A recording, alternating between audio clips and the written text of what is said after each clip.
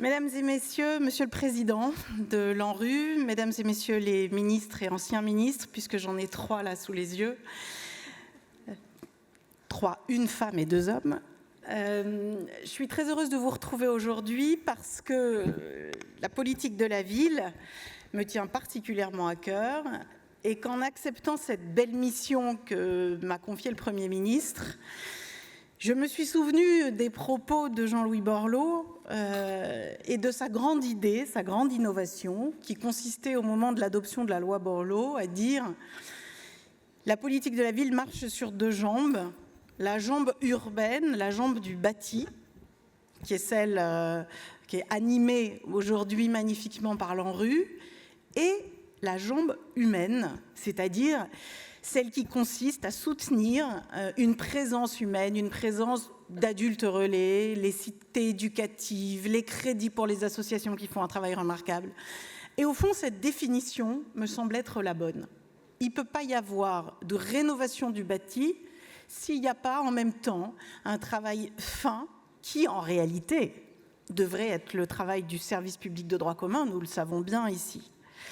Seulement, et j'en viens au deuxième point et à l'évolution historique de la situation sur la politique de la ville depuis sa mise en mouvement, c'est que le service public dans nos territoires, petit à petit, souffre de plus en plus sous l'effet d'une multiplicité de facteurs. Ces dernières années, la situation est devenue de plus en plus difficile pour l'éducation, pour la sécurité, pour la santé, pour plein de raisons. D'abord, parce que la dette de l'État se creuse, aussi parce que les demandes, nos demandes en tant que citoyens sont de plus en plus exigeantes, mais aussi parce que, et c'est le point cardinal de la politique de la ville, et c'est ce que je ressens sur le terrain, la précarité a empiré dans notre pays.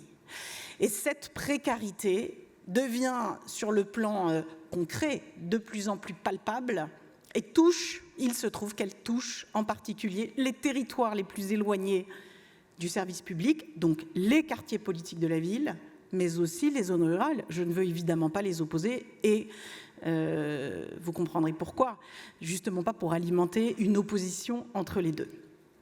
Donc cette précarité-là, tout l'enjeu que nous avons dans ce gouvernement, c'est d'essayer de la résoudre le mieux possible et d'y répondre alors même que soufflent des vents mauvais. C'est vrai ce que vous disiez, Monsieur Epstein, des vents mauvais.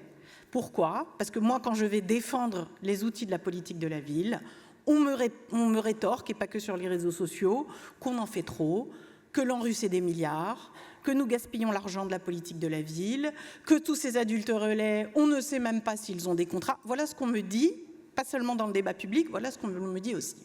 Et à ça, je veux vous répondre très clairement. Je ne veux plus me retrouver assignée à la démonstration de l'utilité scientifique d'1 euro utilisé dans les quartiers politiques de la ville. Je ne veux plus avoir à porter la charge de la preuve de l'utilité de l'argent public dans la politique de la ville. Pourquoi?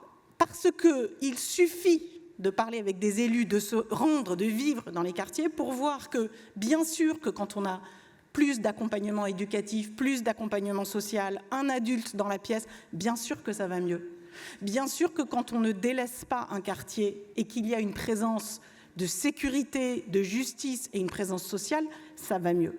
Donc, ce que je veux vous dire par là, c'est qu'il faut sortir de cette obligation de démonstration scientifique de l'utilité de la politique de la ville, d'abord parce que les autres politiques publiques n'ont pas cette obligation-là.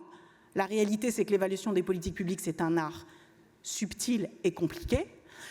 Et aussi parce qu'il suffit de lire les notes de l'ONPV, dont nous avons besoin et dont je défends l'existence, pour bien comprendre que la présence de l'État sur le territoire est indispensable partout. Et que si nous voulons lutter contre ce sentiment de ségrégation urbaine et ce sentiment de ségrégation républicaine, il faut que l'État soit là partout et, oserais-je dire, autant. C'est-à-dire que l'équité dans l'accès à la sécurité, à la santé et à l'éducation soit assurée. C'est la raison pour laquelle je tiens à souligner et à féliciter toutes les équipes de l'ANRU, les élus locaux que vous êtes, parce que la puissance de transformation urbaine incarnée par les programmes est manifeste, elle se voit. Il suffit de s'y rendre. Donc, il n'y a pas besoin de démontrer l'utilité. Et c'est une œuvre de longue haleine. Bien sûr, il n'y a pas que l'urbain.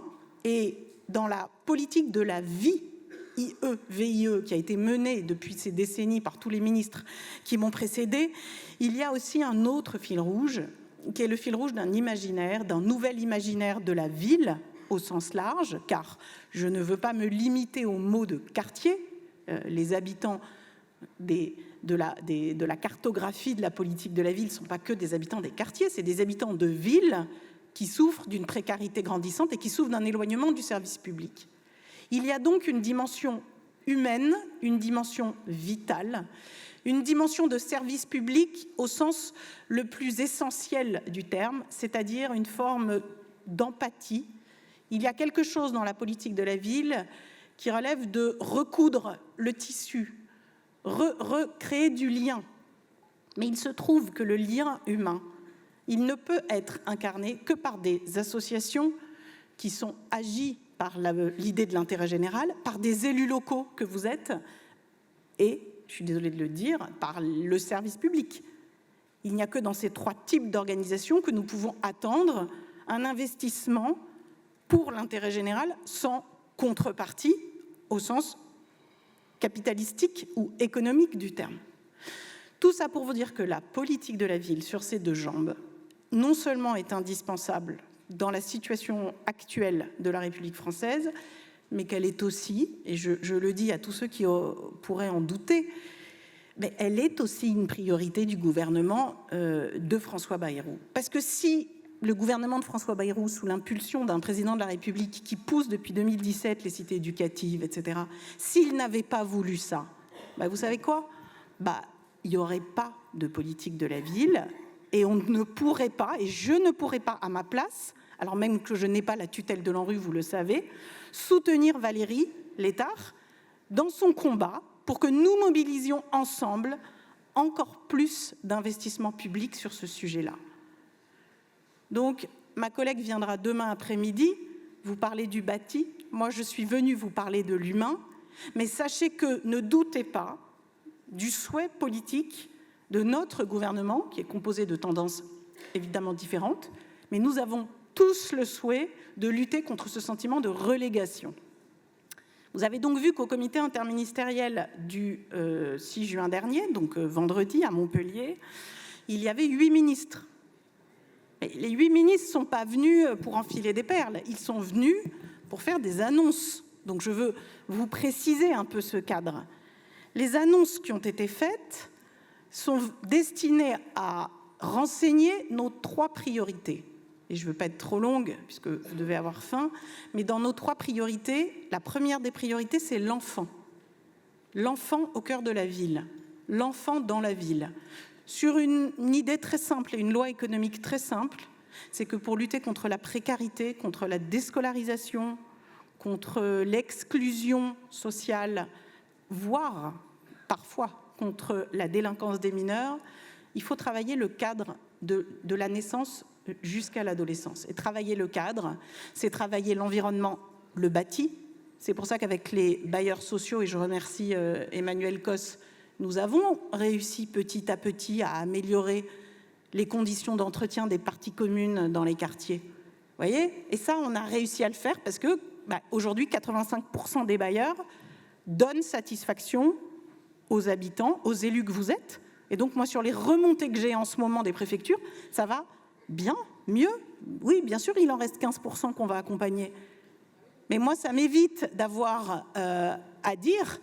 Ça m'évite d'avoir à dire que le logement, que les bailleurs sociaux ne font pas leur travail. Au contraire, maintenant, je peux le démontrer avec des chiffres quand je suis accusée. Et je dis non.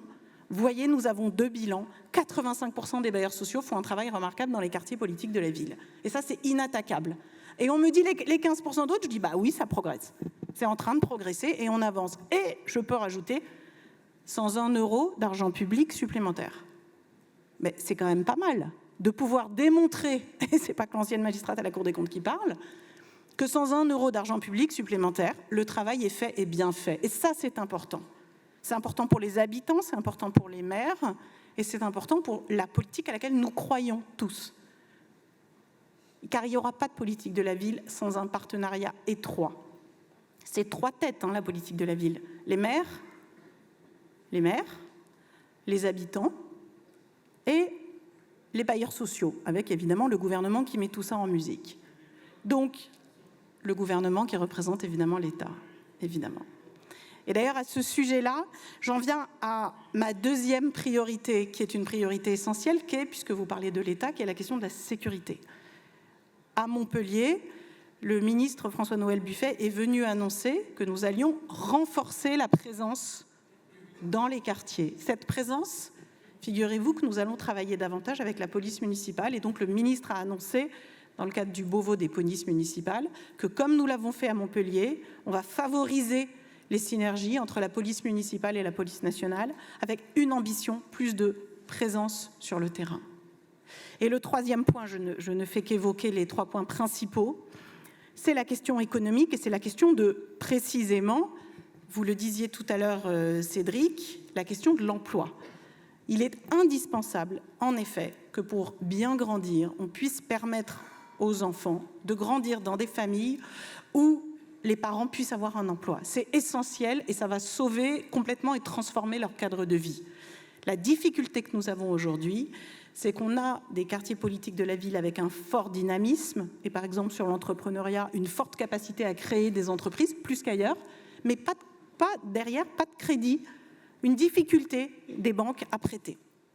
Et donc c'est la raison pour laquelle nous avons œuvré et que j'ai pu signer une convention avec la Caisse des dépôts, que je remercie chaleureusement, ainsi qu'Olivier Sichel, une convention de 350 millions d'euros qui seront directement investis dans les quartiers pour justement susciter des projets de création économique, mais pas seulement, pour aider aussi sur l'économie sociale et solidaire avec une forte prévalence des projets écologiques.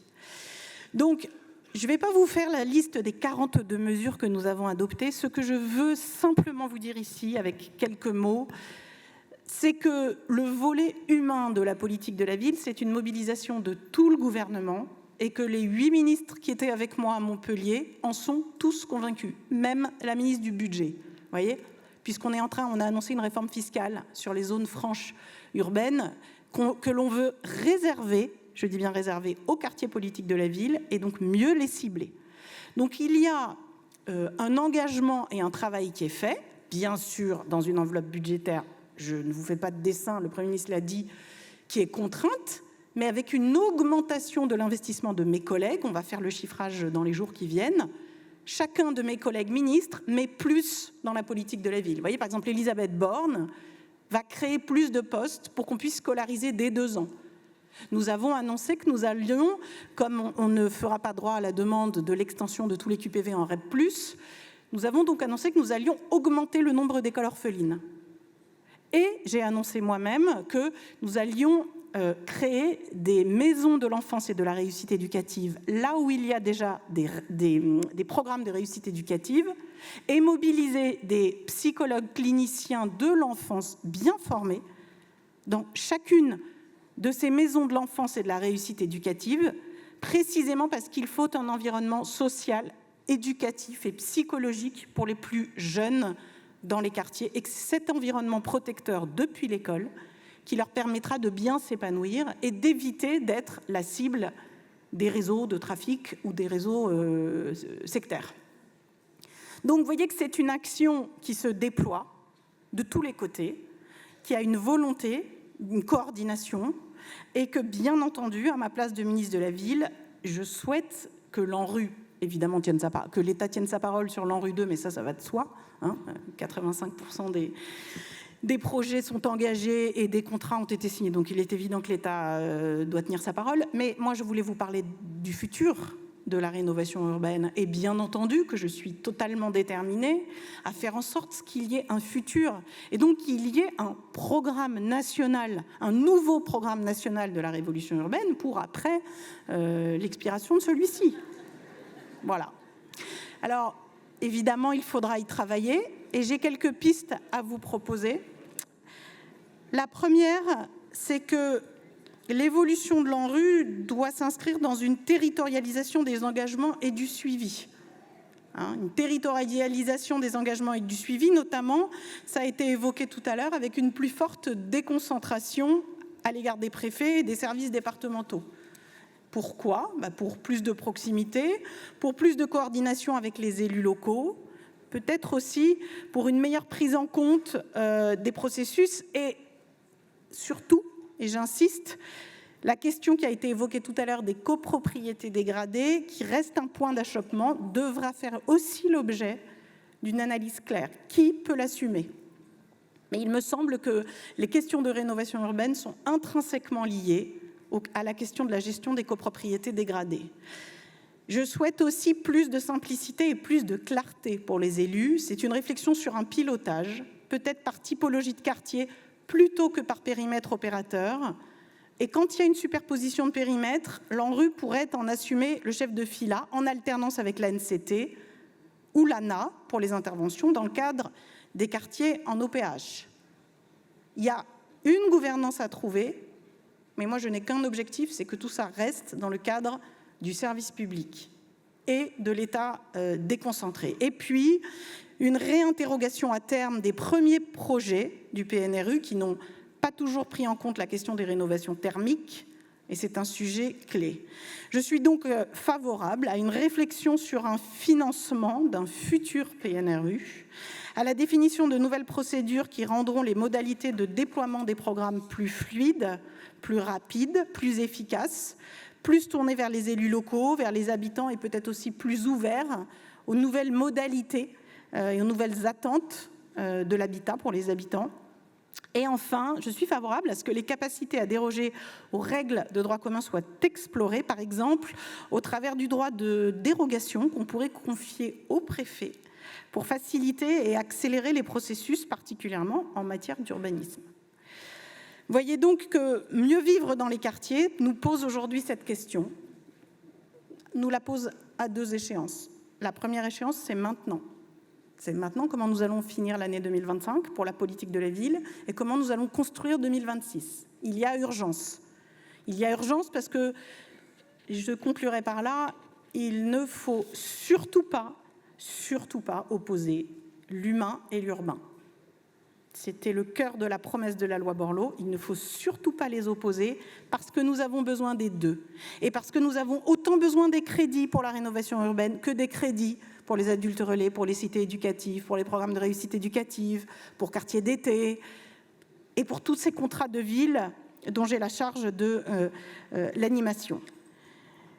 Donc ne les opposons pas et essayons de construire ensemble. Et pour demain, c'est-à-dire pour après 2030, une autre vision de la politique de la ville et de la rénovation urbaine, une vision où le cœur battant de la lutte contre les inégalités d'accès aux services publics et de la lutte contre la fracture territoriale, c'est ce que porte aussi François Rebsamen puisqu'il est ministre de l'Aménagement des Territoires, que ce cœur battant soit certain d'être parfaitement interdépendant et solidaire, parce qu'on ne reconstruira pas la ville sans une présence humaine bien formée, forte, dévouée et consciente que l'avenir de la politique de la ville, c'est l'humain et c'est en particulier l'enfant dans la ville. Je vous remercie.